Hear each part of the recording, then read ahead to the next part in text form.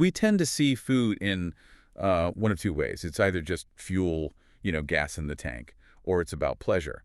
But the research we're diving into today suggests we're missing a third, and maybe the most critical function. Exactly. It's the idea of food as architecture. That's a great way to put it. We're looking at nutritional foundations for disease prevention. And the core argument is that a balanced diet isn't just a lifestyle choice. The source material says it's the actual literal foundation of our health. It's a really strong distinction. The text argues that we treat health like something we just have, and illness is this thing that just happens to us. Right. But this research completely flips that. It suggests health is something you have to actively construct, meal by meal. So let's get into those blueprints then. The material breaks it down into a two-part strategy, defense and offense. The defensive side seems pretty familiar. First, cut the sugar, cut the unhealthy fats, but the text is very specific about why. It is. It goes way past the generic sugar is bad advice. The source directly links these things, excess sugar, those fats, with chronic conditions like heart disease, diabetes, obesity. It's framing them not just as empty calories. That is active stressors. As active stressors on the body, exactly. So it's less about willpower and restricting yourself and more about, I guess, limiting your exposure to a known threat. That's it, precisely. If you look at a donut not as a guilty pleasure, but as a mechanism that's going to spike your blood sugar and stress your whole system, well, the choice not to eat it becomes strategic. It's not just restrictive. You're actively playing defense. Okay, so that's the shield. But you can't win just by guacking. You need an offense. Yeah.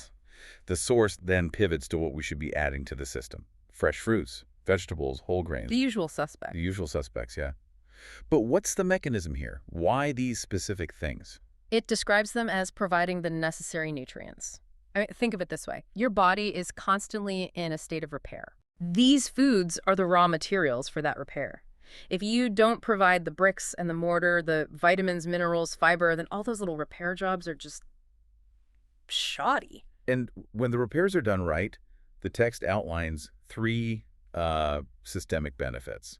It lists blood sugar control, strengthening immunity, and maintaining weight balance. I was surprised to see immunity on that list. They're all incredibly interconnected, though. When you stabilize your blood sugar, that's point one, you reduce all this low-grade stress on your system. Right. And when that stress is lower, your immune system, point two, isn't busy fighting inflammation. It can actually go and do its real job.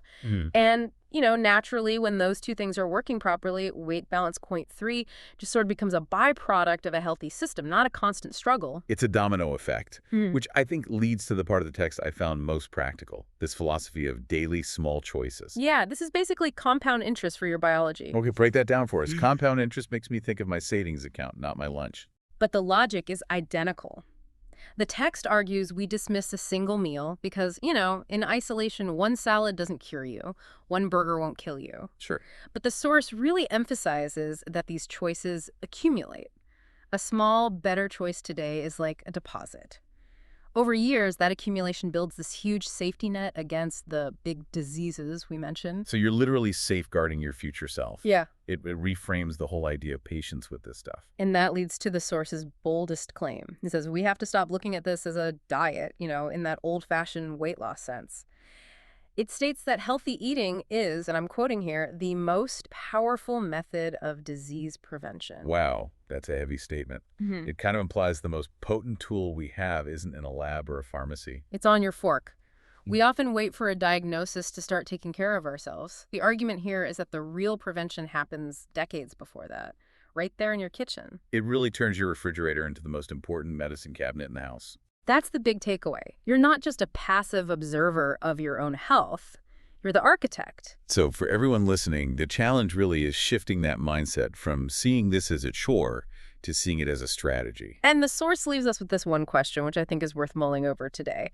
If every single meal is a vote for your future health, how would your next choice change if you viewed it as a medical decision and not just a snack?